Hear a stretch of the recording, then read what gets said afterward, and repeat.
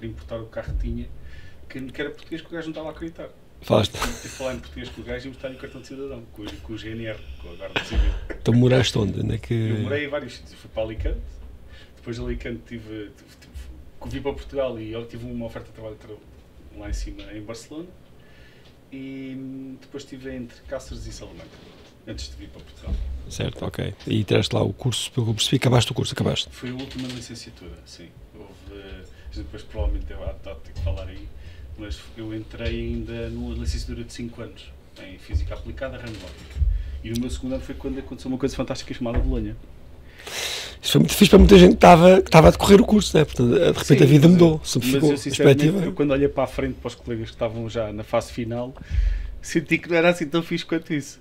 E então tinha tido uma pessoa amiga que já tinha tido essa experiência de procurar formação externa, ter feito Erasmus, ao abrigo do primeiro Erasmus, e eu fui, mas fui na perspectiva de não de fazer cadeiras, deixei literalmente o último ano, tinha feito tudo e não fiz o último ano e decidi, não, vou procurar, olha, acho que gosto disto, vou procurar algo melhor. Ok, e foste... E aí foi quando fui para Alicante. Também, que é bom, não é? É raro, nós acho que... um sítio com neve, mas... Até agora não tivemos com nenhum profissional, nenhuma pessoa, nenhum colega teu que tivesse tido essa experiência. Tirar um curso depois em Espanha, sim, agora o teu caso de terminar um curso, acho que é uma ideia, e vais-nos contar isso. Sim. Então, claro. Pronto, já estamos a gravar. Estamos no ar. Ah, okay. A gravar, estamos no ar agora. Bom, eu vou ter que ler, porque o currículo é tão extenso que eu vou ter que ler. Mas pronto. Pronto, ainda pior. Portanto, eu vou acabar por ter que ler isto. Bem-vindos à Lente Indiscreta, que é um podcast bem graduado e idealizado para dar a conhecer os rostos e as histórias de quem está por trás dos óculos. Hoje temos connosco o convidado que alia ao seu espírito empreendedor a paixão pelo ensino, Carlos Lourenço, óptico, optometrista, orador em conferências e professor universitário. Nascido no dia de Natal de 1986, é licenciado em optometria pela Universidade da Beira Interior, tendo feito o último ano na Universidade de Alicante, Espanha. Posteriormente, concluiu uma pós-graduação em diagnóstico clínico em optometria, Madrid, um Master Clínico em terapia visual no Centro de Optometria Internacional, Madrid, e uma especialização em baixa visão no Instituto de Baja Visión, em Madrid. Entretanto, iniciou o mestrado em Saúde Pública na Escola Nacional de Saúde Pública da Universidade Nova de Lisboa, detendo neste momento já o grau de pós-graduação. Além de proprietário de uma ótica onde exerce a optometria, é palestrante nacional e internacional e é docente no ISEC em Lisboa. Na licenciatura em optometria e na pós-graduação de terapia visual e treino visual desportivo. No meio de tudo isto, ainda é casado, pai de 2 filhos. Ufa! Bem-vindo, Carlos. Obrigado. Vamos então a isto. Também, pela oportunidade. Carlos, seja bem-vindo. Obrigado. Carlos, como é que a optometria entra na tua vida? Epá, eu, mais do que pensar como a optometria entra na minha vida, eu acho que eu é que entrei na vida da optometria, como qualquer utilizador que entra por uma porta de um consultório. A ideia mais clara que eu tenho de quando foi o momento em que eu achei que teria sido uma boa ideia enverdar por esta área, resumiu-se ali mais ou menos uma situação em que eu ali perto do 11º, ainda sem ter uma ideia muito, muito clara da minha orientação. Em Guarda, neste caso em Castelo Branco? Na Guarda, sim. Nasci em Castelo Branco, mas depois fui viver com os meus pais muito cedo para a Guarda. A minha mãe, nessa altura, já trabalhava no mercado da ótica, ou seja, num estabelecimento com muita história, na cidade da Guarda, muito reconhecido, uma excelente casa, mas nem foi tanto por esse motivo. Eu convivia com aquilo diariamente, mas nunca me despertou aquele interesse. Até que, a uma determinada altura, surgiu a necessidade e fui fazer uma consulta de optometria normal, uma consulta de revisão. Pá, e aquilo foi quase um momento uau para mim. Gente. Quem me fez a avaliação, quem fez o acompanhamento foi tão diferenciador que eu pensei, pá, eu via-me a fazer isto e realmente senti ali paixão naquela atividade, naquele métier e eu, bem, por que não? E já agora, conheces a pessoa em causa? Conheço perfeitamente. Está a trabalhar ainda hoje em dia? Está a trabalhar ainda hoje em dia e provavelmente é um dos melhores profissionais que eu conheço e muito, muito diferenciado. Podes partilhar já agora? Sim, foi com um colega que é o Pedro Serra Ele, na altura, é optometrista também, ele atualmente também trabalha em Espanha, já esteve relacionado também com, e está ainda associado também de forma direta ou indireta ao mundo académico, e é um excelente profissional, e houve ali aquele momento em que... Mas ele saber que foi uma referência para ti, que te marcou... Eu não sei se ele tem exatamente a noção que foi uma referência para mim. Mas hoje vai saber quando ver este programa.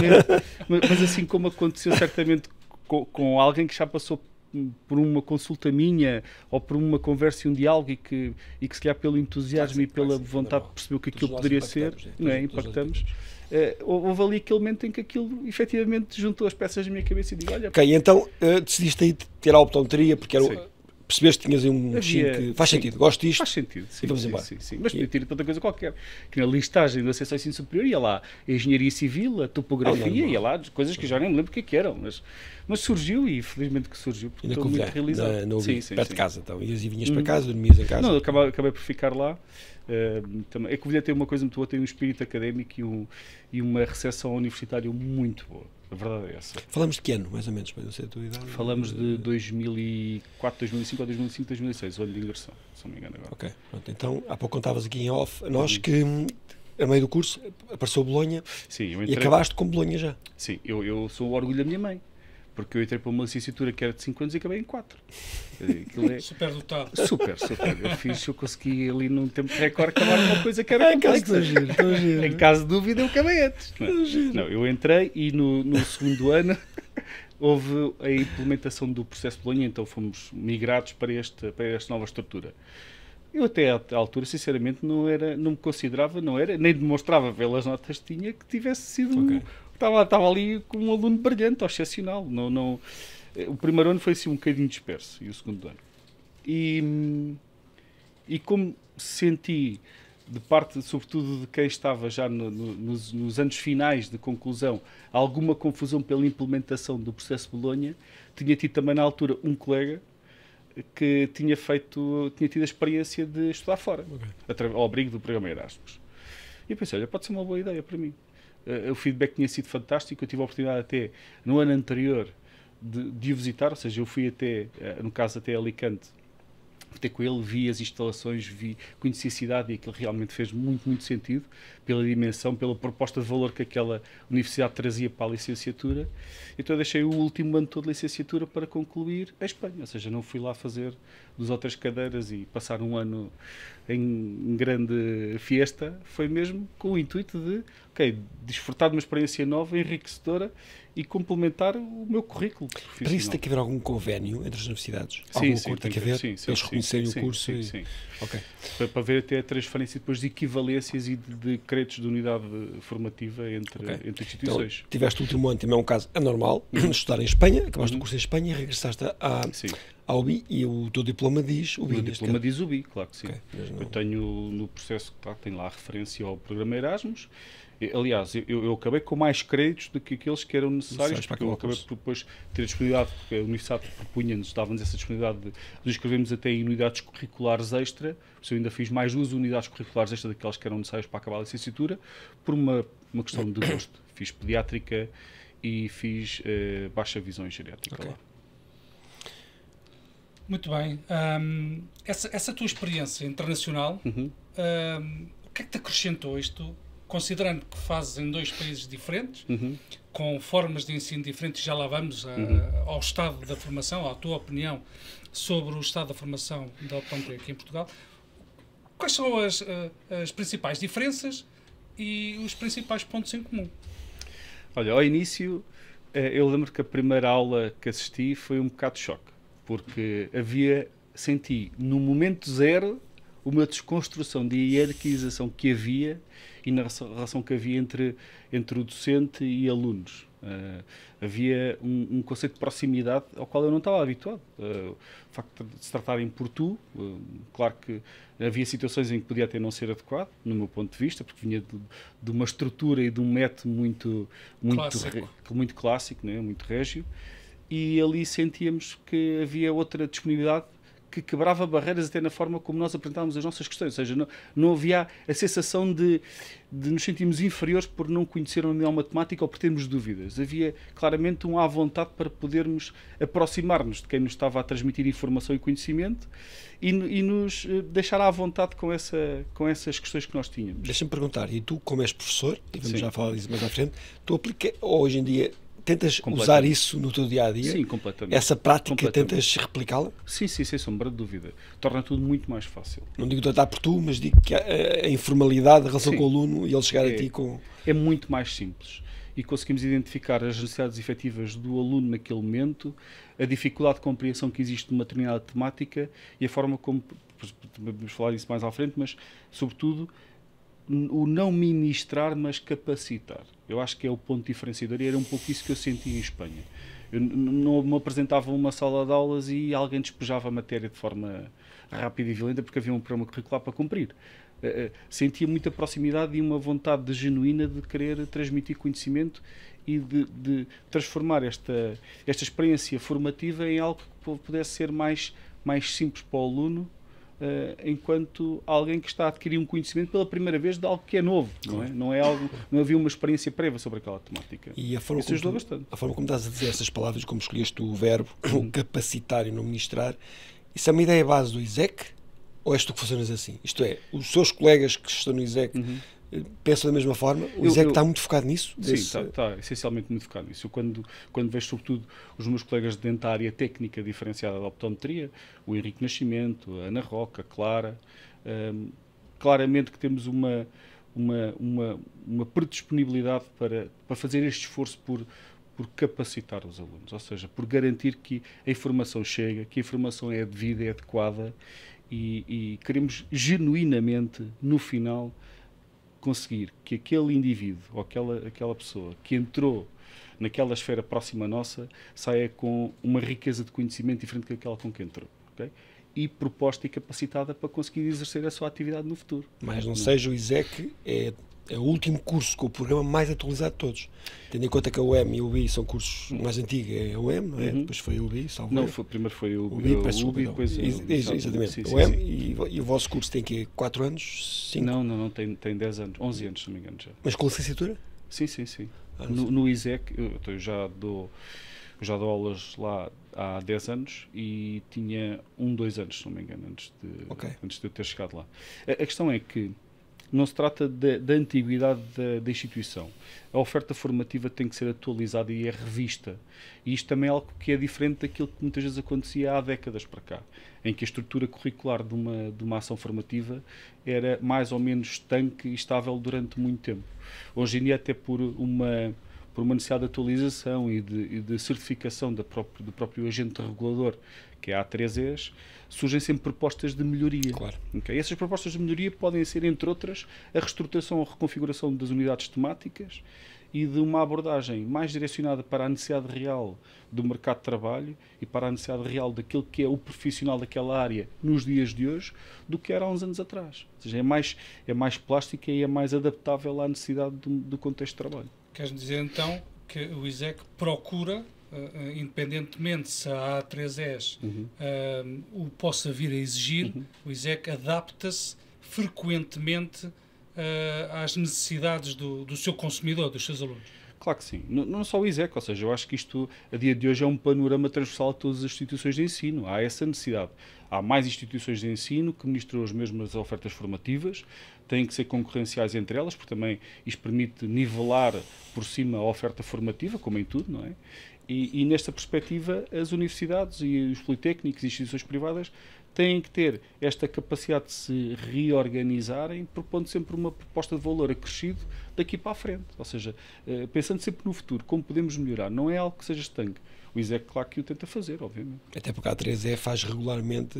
Sim, esta confirmação Normalmente é um curso para 2, 3 anos, permite ter o curso, depois 5, voltam a parar, e pronto, o que faz sentido.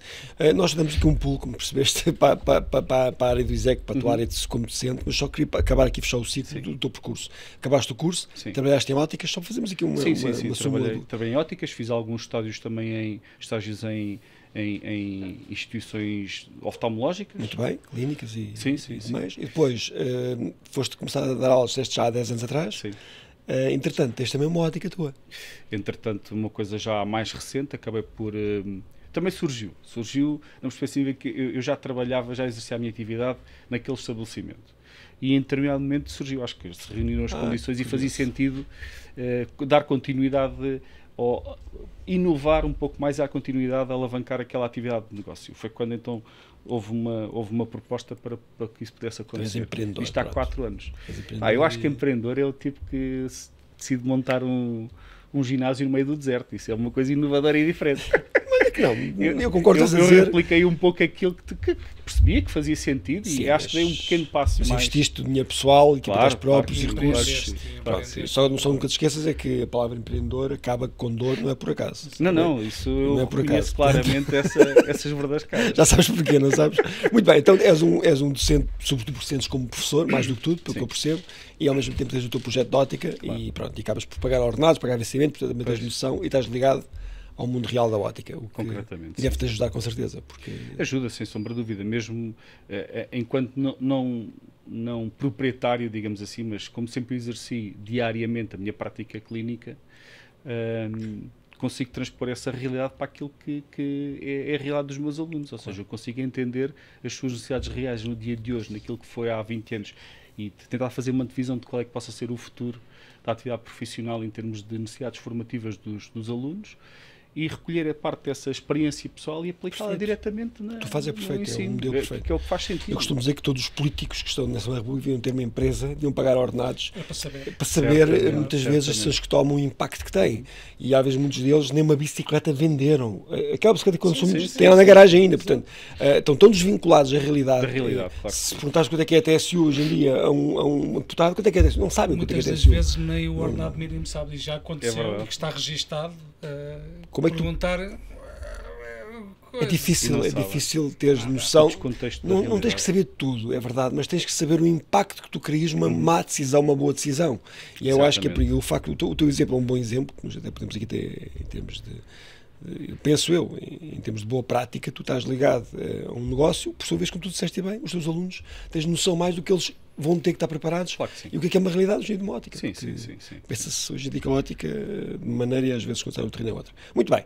Então, estás neste momento, sobretudo no ISEC. Como é que vês neste momento, na tua opinião, Carlos, a optometria em Portugal? Nós temos tido agora aqui muitas conversas com pessoas muito interessantes, temos tido conversas com muitos insights, temos já uma visão um pouquinho, se calhar um pouquinho já mais, digamos, mais concreta e aprofundada, mas queremos ver a tua opinião. Como é que tu vês neste momento o mundo da optometria, a relação com outras classes, nomeadamente a ortótica, dentro da vossa classe, sentes que há aqui fricções, caminhamos todos para consensos? Como é que as coisas estão? A tua visão? É assim, nós temos uma classe muito heterogénea, com muitas diferenças de pensamento, e isso, em democracia, pois é como tudo, é louvável, não é?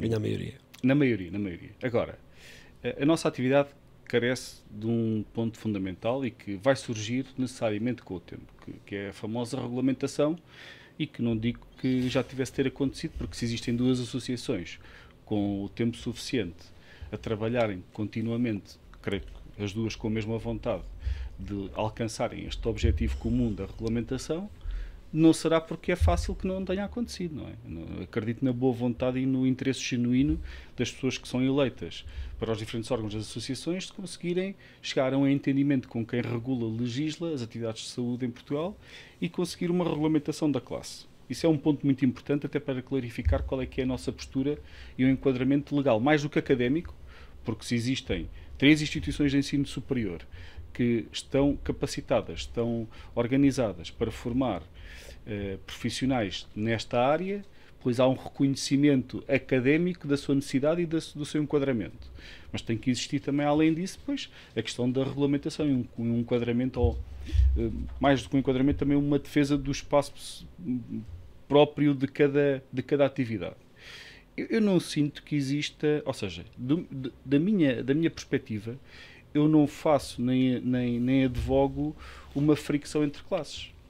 É verdade que, da primeira realidade que eu tive, voltando um bocadinho ao contexto com a Espanha, não é? Da primeira realidade que eu tive do mercado formativo, ou seja, da inserção da academia no espaço público e da oferta formativa que há são conceitos diferentes.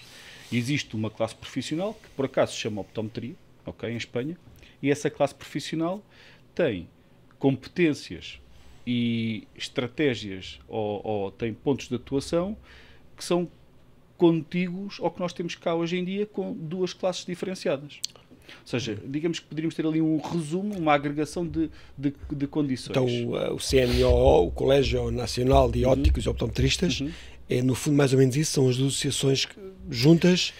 Mais do que as duas associações, não. O que existe é uma oferta formativa em Espanha que capacita indivíduos numa área de atuação profissional na saúde visual, os cuidados de saúde visual primários, e que agrega as valências que existem em Portugal com os optometristas e com os ortoptistas. Okay. Então existe uma classe profissional. E o colégio, o que é no fundo o colégio? Como é que o colégio é equivalente a uma ordem cá. Ou seja, é uma associação, mas com uma capacidade de juízo legal diferente daquela que possa ter um sindicato ou uma associação profissional. Mas equivalente a uma ordem, neste caso em Portugal. É equivalente a uma ordem em Portugal.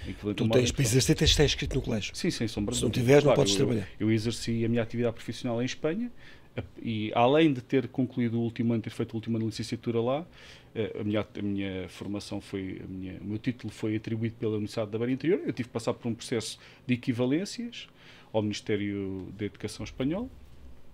E após esse certificado de equivalências, então sim, pude optar e candidatar a um número de colegiado em Espanha, que tenho.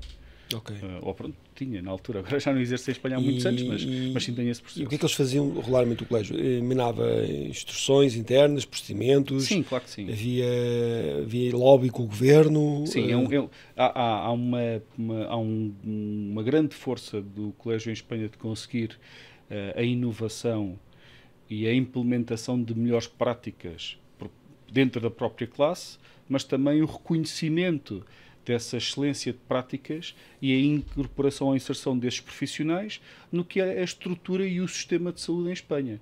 E quando eu digo o sistema, não só no privado, obviamente, mas também no público. Porque exercem no público. Sim, claro que sim.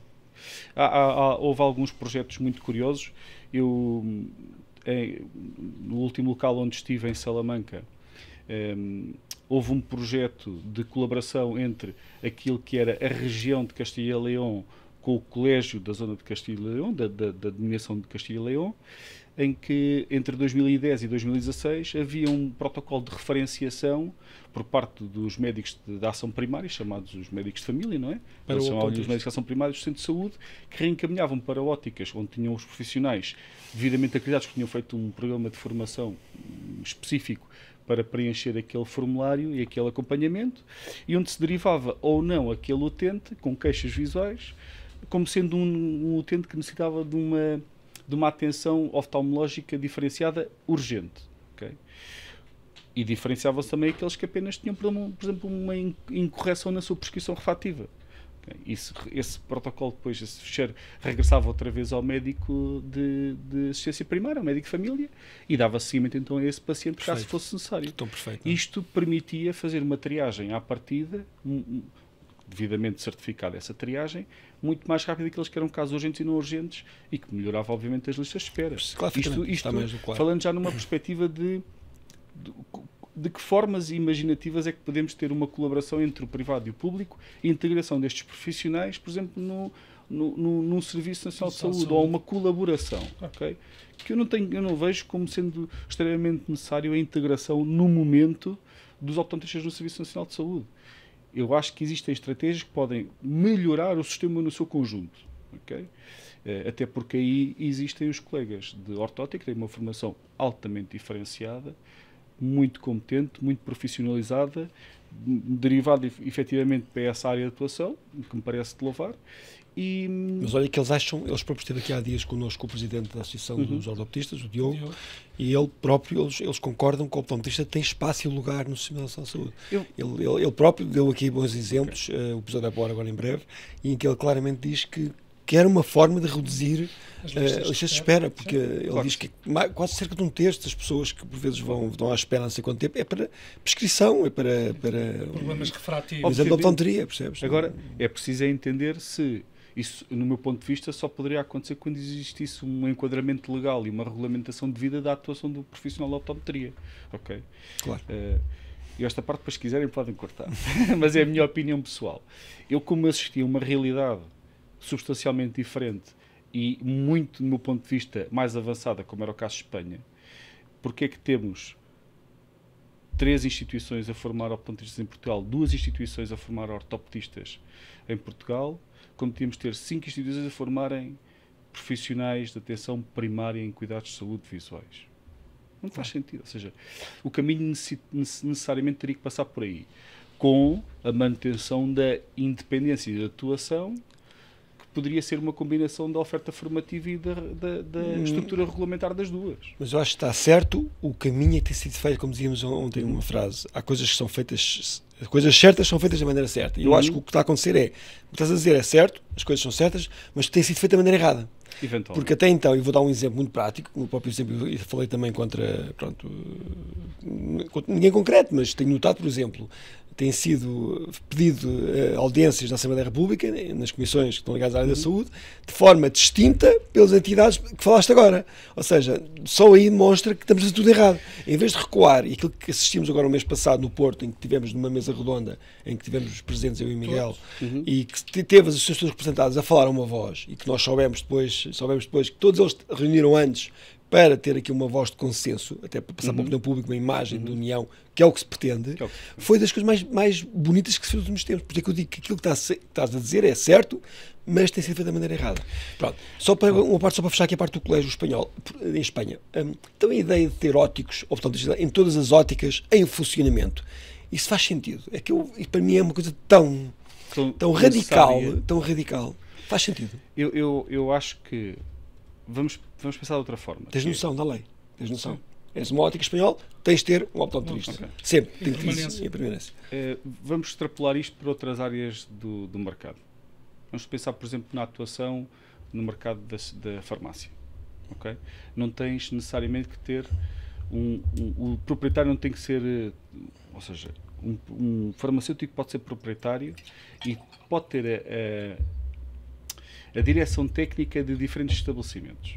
Essa situação, portanto, foi regulamentada. E se forem para farmácias, pode ter até 5. Okay? Eu entendo isso perfeitamente. Agora, outra coisa que entendo também é que o serviço que se pretende prestar não será o mesmo com profissional não diferenciado e com profissional diferenciado. Claro, porque na farmácia todos são formados no momento. Um próprio TAF tem um curso habilitado. Nós óticos não há nenhuma obrigação. Eu digo sempre, por exemplo, a pessoa pode estar a vender roupa no dia anterior na Zara e hoje está a trabalhar com diopterias e dispositivos médicos. Isso é possível. Aconteceu ao meu lado. Num dos estabelecimentos onde tive, houve uma situação e não desmerece nem desvaloriza a pessoa em questão. Nada.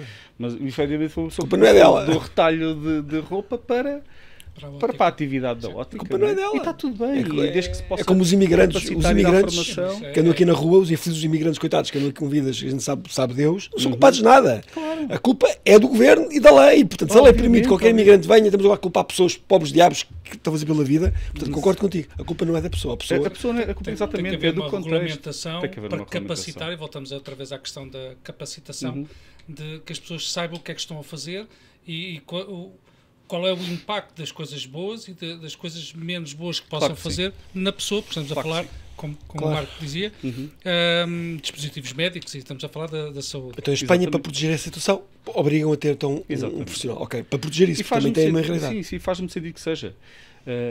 Se me disserem agora, faz sentido, e eventualmente alavancar isto até para outra possível área de conversa. Diariamente, eu diria que quase diariamente me perguntam se conheço profissionais para trabalhar na área. Ou seja, tens algum contacto com algum ortopedista, tens algum contacto com algum oftalmologista, de optometrista, peço desculpa. Mais recentemente até recebi um contacto de alguém de uma clínica de oftalmologia à procura de colegas profissionais para poderem exercer. Eu digo assim, bem, isto afeta-nos a todos, não é? Será que não existem profissionais suficientes? Se não existem profissionais suficientes, faz sentido formar e dar continuidade a esta estrutura formativa? Obviamente que sim. Mas também não será que existem pode haver esse cálculo de excesso de oferta profissional? Eu vou-te dizer, eu vou-te ajudar nisso. É uma empresa, passa a publicidade chamada Pharmacy, publicidade a rodapé, uma empresa que não conhece, que eu, por sinal, estou próximo dessa empresa e tenho entrevistado muitos optometristas. Só para teres uma noção, entrevistámos nos últimos 4 meses 120 profissionais. E há um denominador comum nas conversas que eu tenho com todos. Não sou eu que faço essas conversas com optometristas. E há um denominador comum. Qual é? Todos estão desengatados. Porquê? Duas, três razões. Quando são elas, mulheres, senhoras, é por meio dos shoppings, mães, maternidades, estão cansadas, pronto. Quando são homens, cavalheiros, normalmente o que se passa tem a ver com estarem a fazer funções para os quais não se sentem qualificados, mas pela negativa, isto é, estamos a falar de vender óculos, estamos a falar de vender cordões, vender óculos de sol. Então, a maior parte dos profissionais hoje em dia está descontente e por vezes quer sair e não quer manter-se, pronto, quer sair por isso. Agora, tu perguntas, ok, então qual é a solução? Trabalhar como freelancers é o que muitos estão a fazer. E muitas pessoas, muitas empresas óticas, têm que entender que o nível de insatisfação é muito elevado. Só há duas hipóteses, ou tu pagas muito aos profissionais para os reter, muito mesmo, ou então mudas o modelo de recrutamento profissional. Obviamente. E esse modelo que eu estou a falar é essa empresa que resolve o problema, que é, tu tens uma plataforma, escolhes os profissionais para os dias que queres, fazes agendamento, e o profissional está feliz, porque recebe um valor hora bom, tem controle do tempo dele, não tem que fazer aquilo que não gosta, não está desmotivado. Portanto, o que eu quero dizer com isto é, quando mudar o modelo de contratação, tu já vês nos hospitais isso, nos hospitais hoje em dia, estamos a falar de 5 grupos em Portugal a nível de tarefeiros, em que os hospitais, quando querem um médico fazer urgências, já vão buscar um mercado de tarefeiros. Pagam-lhes mais, estão todos motivados. Portanto, o que eu sinto, o que está errado, independentemente da tua opinião, que vai ser mais importante que a minha, porque vais revelá-la, é que o mercado tem que mudar o modelo de vínculo contratual com os tais profissionais, porque eles próprios, com o tempo, vão ficar descontentes. Mas legitimamente, porque um profissional como tu, que estudou, licenciou-se, pós-graduou-se, mestrado, neste momento, obrigam-te a ter, olha, tens que vender aqui uns óculos de sol da Ray-Ban, se não te importas. Ok. Pá, eu sou de gabinete, caramba, o que eu estou aqui a fazer? Das uma, ou vais-te embora, ou ficas resignado. Portanto, Então, eu penso que... Ok. Tu dá aqui uma à parte, mas que é uma parte que é relevante. Sim, não, é uma parte relevante. Bem, então, eu vou pegar outra vez no exemplo das farmácias, não é? Poderíamos dizer que um indivíduo que estudou 5 anos, tem mostrado em ciências farmacêuticas, está num balcão a vender única e exclusivamente artigos médicos sujeitos a receita médica e não sujeitos a receita médica, está só a vender ou está a dispensar informadamente um artigo? Não estou com isto, não quero que se me entenda que digo que tem que haver uma imposição para que determinado tipo de categorias profissionais tenham que realizar tarefas com as quais não se sentem confortáveis. Certo. Mas eu acho que faz parte da nossa atuação enquanto técnicos diferenciados dos cuidados de saúde primários dar suporte, apoio à dispensa destes artigos médicos. Okay?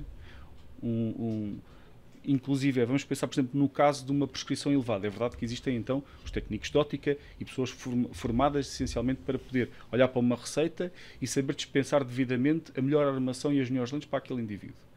Mas, certamente, que essa informação será, ou digo eu, espera-se que seja assim, superior por parte do optometrista.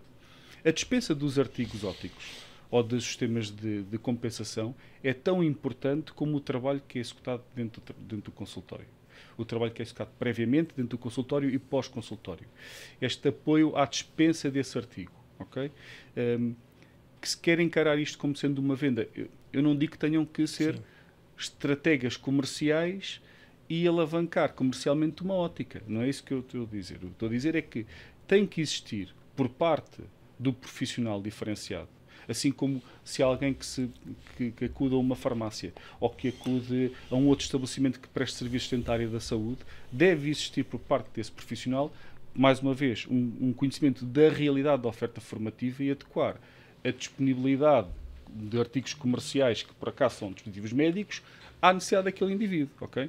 Esse é um ponto fundamental. Por isso também não diria de forma tão taxativa que um optometrista que se tenha que dedicar única e exclusivamente a estar dentro de um consultório a realizar exames de avaliação visual e a dispensar receitas. E quando sabe que os colegas da loja não estão preparados devidamente, para isso. Por vezes, para poder... Claro que sim. Esta transição, este acompanhamento, esta chamada de atenção para determinadas situações são determinantes para garantir uma correta adaptação, um correto conforto de um sistema óptico, que é aquilo que no final o utilizador vai levar, não é? Se calhar também há alguma credibilização perante o cliente Claro que o sim. utente que diz, veio aqui o optometrista que domina, foi ele que fez Claro o que exame e sabe quais são os dioptrias que eu necessito, que me veio dar aqui uma chega Claro.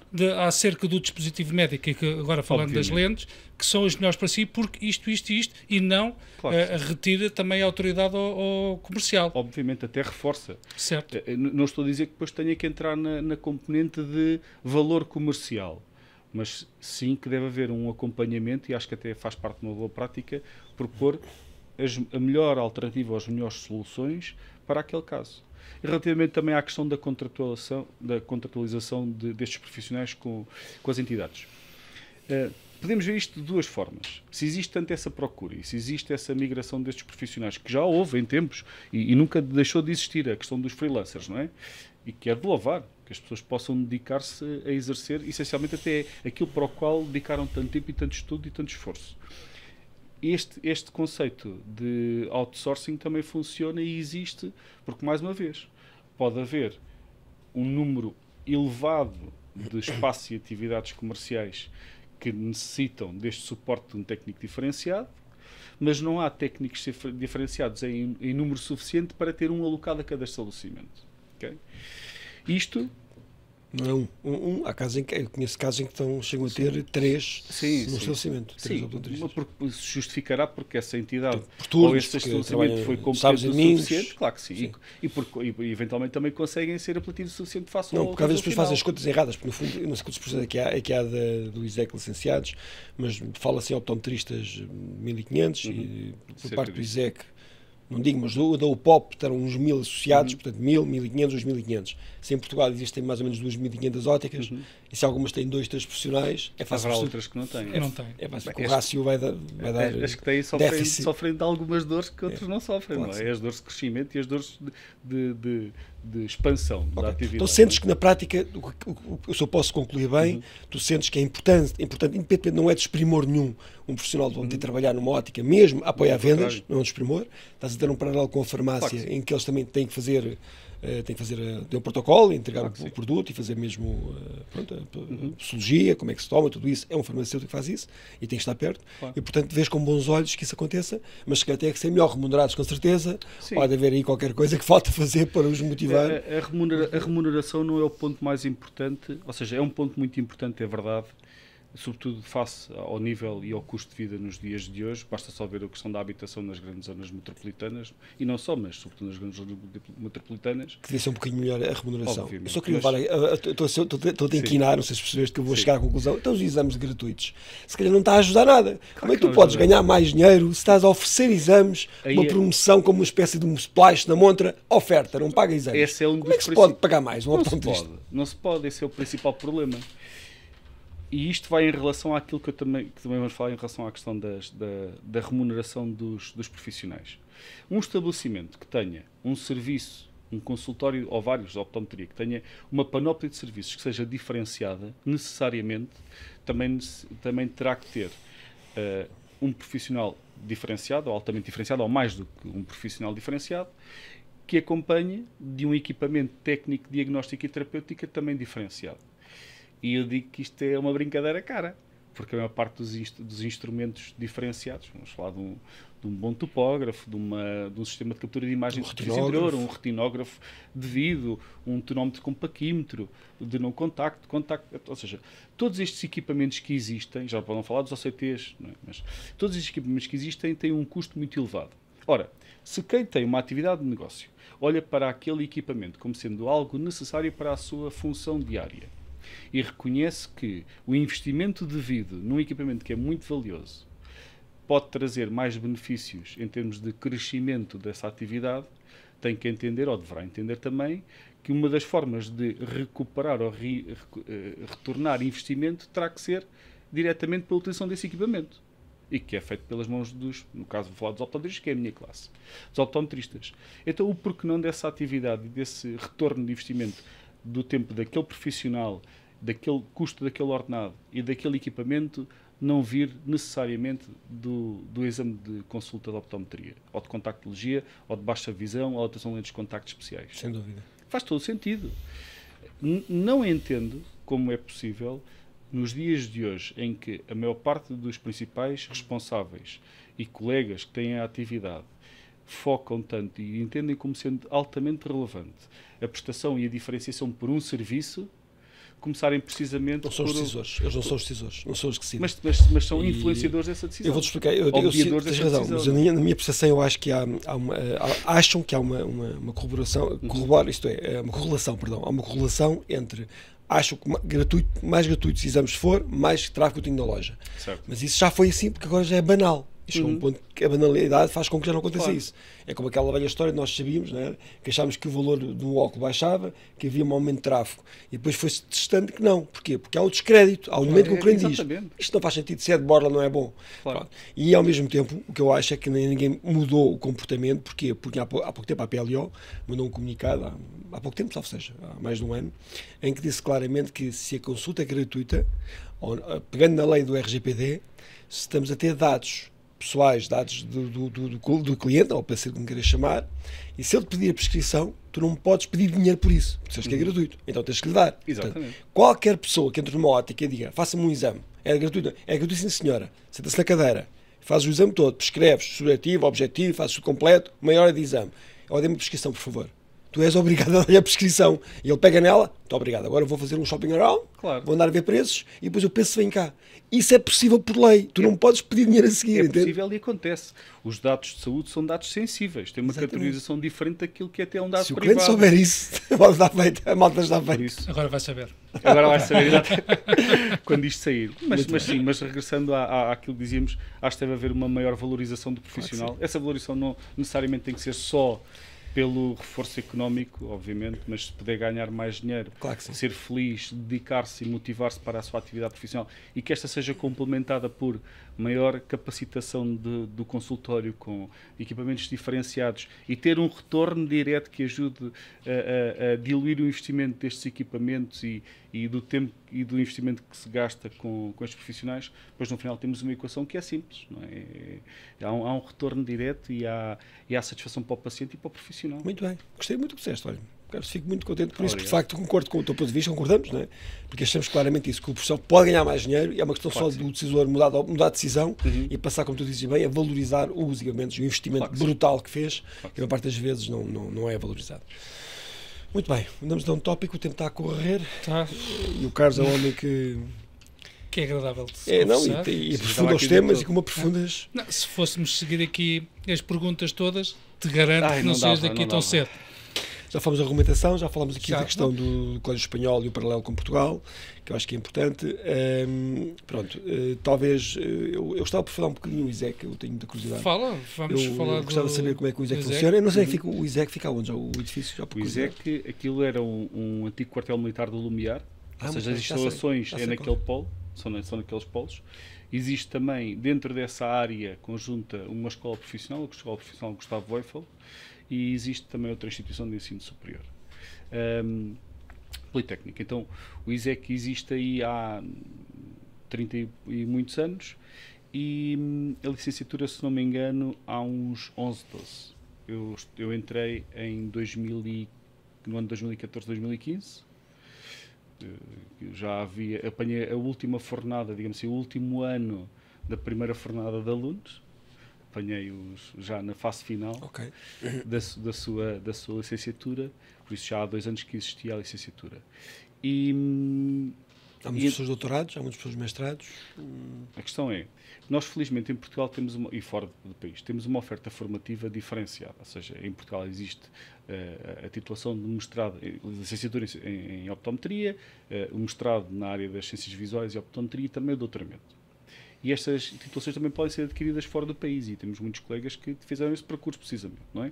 Por isso temos uma margem de progressão grande, além de pós-graduações. O ISEC neste momento tem a licenciatura em optometria e ciências da visão, em óptica e optometria, e tem então a pós-graduação em terapia visual e treino visual desportivo.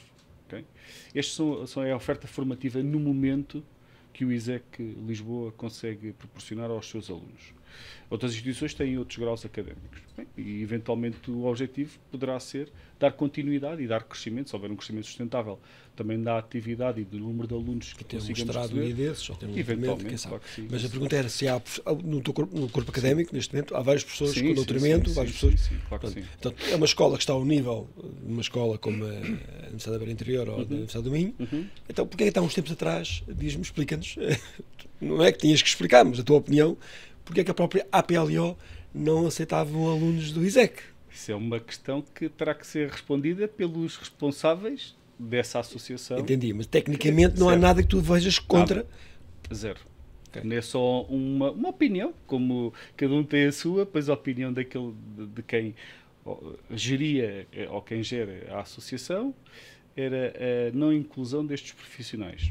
Houve um mito, não sei se é um mito urbano, que diziam que os alunos da UPOP, diplomados pela UPOP, podiam pedir equivalências para o ISEC. Eu depois vim a falar com alguns e todos me disseram que não, que tiveram que tirar as cadeiras todas. Ainda se pensou que havia aqui um... Pronto, Vamos ver. Em qualquer instituição de ensino pode existir, pela componente técnica, formativa prévia e experiência profissional do aluno, a justificação para a acreditação de unidades curriculares com base em documentos que comprovem a competência diferenciada naquela área, por exemplo. E isto acontece em todas as universidades e praticamente todos os politécnicos. Claro. Okay? A minha questão é, no final da experiência formativa ou do percurso formativo no ISEC, os alunos que realizaram o número de créditos suficientes para poder obter uma titulação de licenciado têm a mesma validade que qualquer outro dos licenciados. Tanto seja no Minho, como seja na Beira Interior. Em Espanha, okay? o que é que seja. Em Espanha, pois, entre países terá que haver então como dizem os espanhóis, uma convalidação ou um entendimento de acordo sobre o nível formativo, que entretanto a Espanha também se modificou, que antes eram de 3 anos, agora é de 4 anos, é o que eles chamam o grau académico, antigamente era um diploma, okay? Era de 3 anos. Nós regredimos para 3 e eles progrediram para 4. Mas no final tenho um profissional que é detentor de uma carteira profissional de uma licenciatura atribuída por uma universidade que está devidamente regulamentada.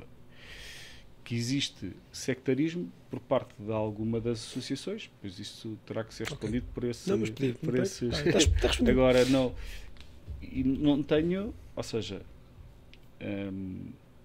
não cabe a mim decidir o porquê de aceitar ou não aceitar, ou o porquê daquele elemento, daquele aluno, querer integrar uma associação em detrimento de outra. Ou seja, claro isto são decisões próprias de cada um. Pessoal, do capítulo pessoal, claro que sim. Muito bem.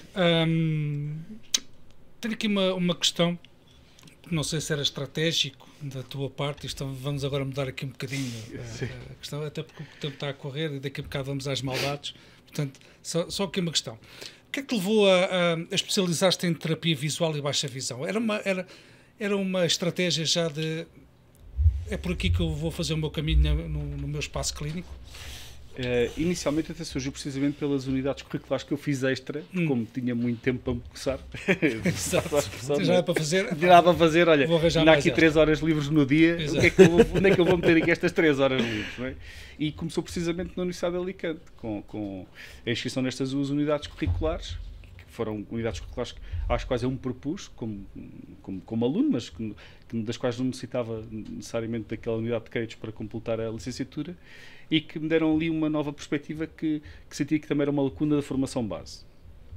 E a partir daí foi um processo natural, ou seja, era algo pelo qual sempre nutri muito interesse. Na parte da baixa visão, muitas vezes a proximidade também com o contexto que existe e que existia em Espanha também na altura, da proximidade com o conceito oftalmológico, o acompanhamento do paciente com patologia ocular e a procura de alternativas para alguém que tem uma condição visual que não lhe permite executar tarefas do seu dia-a-dia. E essa parte de tentar efetivamente ser diferente e fazer diferença de forma genuína no dia-a-dia de alguém motivou-me muito em querer aprender mais e desenvolver uma parte do meu estudo inicial, do meu percurso profissional nessa área. na área da baixa visão. O que é que consideras baixa visão? A partir de quê? De 20 dioptrias? Já é uma baixa visão? Mais do que há um quadro normativo em que, a partir desse momento, nós consideramos o paciente como sendo baixa visão. Mas de uma forma mais até, vamos lhe dizer, holística, o entendimento de um paciente com baixa visão será aquele que, por uma condição, que necessariamente terá que ser uma condição prévia patológica, ou seja, existiu uma condição patológica que afetou o desempenho. Não é refrativo por e duro. Não é refrativo por e duro. Não. Pode ter degradação, se uns óculos resolvem, não é baixa visão. É assim, se o paciente tiver, pela sua condição refrativa, um valor muito elevado, este valor muito elevado vai comprometer a estrutura e a saúde e a integridade ocular. E aí poderíamos considerar então um paciente de baixa visão, mas será sempre relacionado com o nível de capacidade e qualidade visual que consegue alcançar e se compromete ou não as suas tarefas no seu dia-a-dia, de forma crítica. Ou seja, alguém que tenha uma acuidade visual por baixo dos 20, 30%, pois, e que tenha associado uma condição patológica ocular, necessariamente, para atividades como a condução, pois não será possível, não é? Mas atividades do dia-a-dia, como até deslocações ou atividades profissionais, que essa é uma das grandes problemáticas que temos até com a questão da miopia progressiva, não é? Que no futuro daria, ou teríamos uma expectativa de ter uma grande franja da população com um erro refrativo elevado, e estes pacientes com este erro refrativo elevado são muito mais propensos a padecerem de condições patológicas que afetam de forma irreversível ou muito severa a qualidade visual. Temos aí então a necessidade de conseguir arranjar estratégias através de artigos ópticos, e agora venho aqui para a parte dos artigos ópticos outra vez, da dispensa de artigos ópticos, um pouco a baixa visão é isso, não é? Claro. Encontrar a melhor alternativa e saber aconselhar e dispensar aqueles melhores artigos ópticos que possam proporcionar ao utilizador uma melhoria da sua qualidade de visão e de vida, no limite. Então, não é? Muitos colegas teus não estão preparados sem esta pós-graduação, sem esta área que o Miguel falou agora. A maior parte dos profissionais não estão preparados para essa área. É uma área muito técnica, muito nicho. Ainda é um pouco nicho. É verdade que as licenciaturas têm vindo a evoluir no sentido de incorporarem na formação base este conceito mais profundo sobre a pediátrica, a baixa visão e a geriátrica, mas é algo que ainda carece depois de um estudo um pouco mais aprofundado. Okay. Quer algum tempo, alguma aprendizagem mais profunda para conhecer também aquilo que há de alternativas e de ajudas ópticas e um conhecimento claro da condição patológica para conseguir então, com esse conhecimento daquela disfunção visual, entender qual é que será então a melhor estratégia para se algum óptico está-nos a ver aqui o programa agora, se quiser chegar a ti, é fácil. Tu estás disponível a apoiar algumas ópticas, sim, fazer consultas sim, de forma... Na realidade, até acontece mais frequentemente do que eu estava a contar que seria normal. Não necessariamente em ter que me deslocar a esses estabelecimentos, mas também acontece, também eu faço, ok? Mas também muitas vezes porque me contactam e me pedem opiniões ou me enviam alguns utilizadores, têm alguns pacientes que têm, para dar a minha opinião e perceber se consigo de alguma forma trazer algo de mais para a vida daquela pessoa. Perfeito, ok. Muito bem, isto é uma forma de diferenciação que é importante para o setor, melhorar sempre, constantemente, porque as ópticas efetivamente são importantes na vida das pessoas, verdade? Bom, e no meio disto tudo, destas coisas todas que tu fazes, dos estudos, da óptica, do empreendedorismo, das dores de cabeça, como é que tu, Carlos, geres a intensidade desta vida profissional tão diversificada em contraponto com o pessoal? Como é que tu geres isto? Ao início não geres, sobrevives. Sobrevives. Inicialmente sobrevives. E depois vais arranjando estratégias, não é? Rezas? Às vezes rezo para ter um bocadinho menos de dor de cabeça. mas eu acho que o ponto diferenciador é quando tenho dois filhos, tenho um rapaz mais crescido com 6 anos, que é o Tomás, e tenho uma bebeca de 2 anos e pouco, que é a Clarinha. Já dorme? Não é toda? Vai dormir. Não, sim, mas é verdade que a mãe é que sofre um bocadinho mais com essa situação. Também tenho que dar-lhe aqui o seu ponto de honra. Ele está tão cansado que ele desmaia. É isso, exatamente. E a minha mulher é fantástica e sempre foi um ponto fundamental, até para eu conseguir ter mantido este percurso e esta trajetória. Mas quando nasce o Tomás, eu acho que até foi no momento em que senti mais pavor e mais pânico, e houve ali situações que eu realmente percebi que estava a ser demasiado e não estava a conseguir gerir mesmo. E quando nasce uma criança, quando estabelece como sendo a tua principal prioridade, depois tudo o resto fica nivelado.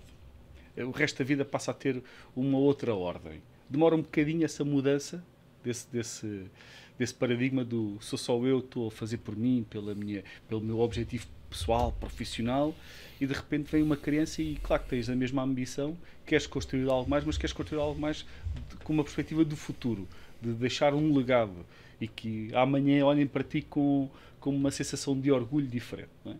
Sem nunca, ou tentando nunca roubares o tempo a essa parte familiar, não é? Que é o ponto fundamental, porque se estiveres bem, em termos familiares, o resto depois acaba por... Tens motivação para dar continuidade. Ele já faz algum desporto com esta idade? Ele pratica, lá no coleginho, pratica judo, sim. Eu não tenho nada fora de aulas que tu tinhas que acompanhar e não acontece isso. Não, ele anda na piscina, mas aí consigo que a minha mãe, a avó, que esteja disponível em alguns horários, ou a minha esposa também, quando consegue sair um bocadinho mais cedo, esteja disponível. As aulas são à noite? As aulas são à noite, sim. Okay. Eu, entretanto, vi-me obrigado a ter que reduzir drasticamente o tempo que disponibilizava para o ISEC, porque às páginas tantas eu ia 3 dias à noite, e tenho colegas meus que o continuam a fazer com um espírito de sacrifício brutal, e às vezes não é reconhecido isso, não é? Já percebi. A licenciatura em pós-laboral. Agora penso que perguntaste. A licenciatura em pós-laboral. E então é durante o dia uma atividade prática. Eu começo a trabalhar às 9h30, muitas vezes já estou na loja, só abrimos a ótica às 10h. Fecho às 7h30 e começo a dar aulas às 8h. Claro que isto, meia hora era só para fazer deslocação e para jantar qualquer coisa, não é? Há um desgaste físico e mental brutal. Mas são ciclos. O que eu acho é que são ciclos. Sim, e há um dia que vais mudar e claro enquanto, claro como tu dizes, sobreviveres. Eu vivo aqui, eu sei, o Carlos, quando diz sobreviver, nós falamos muito e muitas das vezes o Carlos acaba por me ligar: epá, Miguel, eu preciso aqui de uma ajuda, como é que eu vou fazer isto? Ou, epá, os contas, e ajuda-me aqui a olhar para esta brincadeira. E era o que eu queria que o Carlos mostrasse, que a vida não é assim tão fácil, mas que é possível fazer. Às vezes há óticos, e no primeiro programa falávamos que havia óticos, isto está a correr mal e como é que eu faço e tal. E aqui há tempo para fazer tudo, e depois pode-se pedir ajuda a alguém que possa dar esses inputs para aliviar ali um bocadinho. Bom, o tempo correu. Foi extremamente rápido, portanto agora vêm as maldades. Vamos para as maldades. Zonas de desconforto, aquilo que o Miguel gosta de fazer. Até agora isto foi tudo fácil. Isto também vai ser. Vamos começar aqui com uma coisa muito simples. Olha, falávamos no início, em relação, quando foste para a optometria, que havia outras coisas. Se não fosse optometrista, o que é que serias? Isso era muito difícil de tentar responder, mas se fosse pela ordem e pela sequência lógica daquilo, tu gostarias de fazer. Sim. Há uma paixão que tu sentias. Repara que eu neste momento eu não te conseguiria dizer que haveria alguma outra coisa que eu gostasse de fazer, porque eu da carga aqui, também relacionado agora com a pergunta anterior, da carga que sentimos no dia a dia, muitas vezes o trabalho para mim até é o refúgio, porque eu sou genuinamente feliz a fazer aquilo que faço. E estar a trabalhar diariamente com o prazer que eu tenho de estar no consultório e depois chegar a casa e ter a recompensa das crianças, recarrega umas baterias para as partes menos agradáveis daquilo que tenho que fazer. Por isso, neste momento eu não me via, dificilmente me via, ou conseguia imaginar-me a fazer outra coisa que não fosse aquilo que eu faço. Mas provavelmente algo relacionado com a construção de algo com as próprias mãos. Isto é, imagina, uma carpintaria, não tem que ser necessariamente isso, mas algo que eu pudesse fazer e construir partindo do zero de uma matéria-prima bruta e transformar num resultado diferente e que pudesse trazer ou alegria, ou diferença, ou uma obra de arte, motivação. E essa motivação, o construir qualquer coisa, o pegar em barro e fazer um copo, o pegar num bocado de madeira e fazer um brinquedo para os miúdos, um carrinho de rolamentos, nesse momento eu estou a trabalhar, mas estou a trabalhar com paixão, ou seja, transformar alguma coisa é algo que me dá prazer. E podia ser em muitas áreas. Muito bem. Olha, e o que é que tu aprendeste com os teus alunos que nunca encontraste num livro? Que nunca encontrei um livro. Todos os dias se aprendem coisas com os alunos que nunca se encontram num livro. Isso é uma boa pergunta. É uma pergunta que nos remete até para o futuro da atividade também, não é? Porque há muitas coisas a dia de hoje que, em termos técnicos e profissionais, que já não estão nos livros só. Ou seja, nós já temos que procurar outras formas de informação e de formação para basear a nossa prática diária. E as perguntas que muitas vezes surgem nas aulas são pontos e perspectivas que são diferentes daquelas que nós habitualmente trazemos. Então, agregam sempre valor à construção do conhecimento. Uma questão por muitas vezes diz, eu vou fazer uma pergunta que pode não ser tão inteligente. Não. Haverá alguma que não é? Mas, na grande maioria, são sempre perspectivas e pontos de vista ou opiniões de alguém que possa ter um conhecimento mais ou menos formado de uma determinada temática, mas que me levanta uma janela de oportunidade, na realidade. Okay? E eu aproveito muito essas questões como forma de alavancar respostas futuras a novos alunos. É aquela história, ainda bem que perguntou isso. Ainda bem que perguntou isso. Que agora vou encaixar aqui. Vai-me obrigar a pensar, a refletir e arranjar uma resposta. Uma resposta, uma alternativa. Muito bem. Ora, e se pudesses falar com alguém que já não está connosco, quem seria e o que é que tu dirias? Vocês, essa não estava nada à espera agora. Com alguém que já não está connosco. Famoso ou não famoso? Sim, pode ser familiar, pode ser o Einstein. Já tivemos aqui uma resposta e gostaria de falar com o Einstein.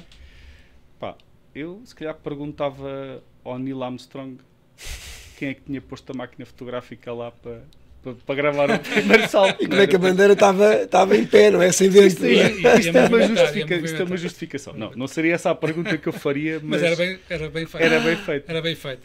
Mas tão bom. Qual é a sensação de olhar para a pequenez daquilo que nós somos? Porque as pessoas muitas vezes esquecem-se de...